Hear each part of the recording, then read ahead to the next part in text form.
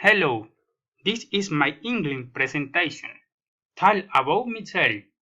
Tell about my travel experience for Hawaii. The weather. Recommendation. My name is Milton Steven Triana. I am 26 years old. I live in Villavicencio, Meta. I am a graduate student in philosophy UNAD.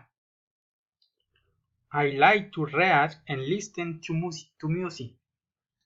I live with my sister and my wife. My wife is Erica Rodriguez. My sister is Yurle Triana. We had a dog. It's called Chocolate. 3 years ago we went to the Western Pole. They are located in Lejanías Meta. It is natural spot of fresh water with different colors. It is a very beautiful natural place.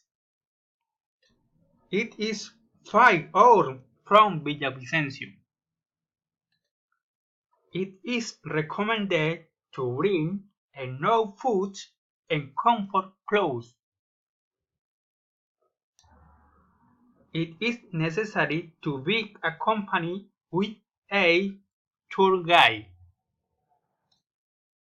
The weather is warm and very pleasant. It is good to go with family and summer time.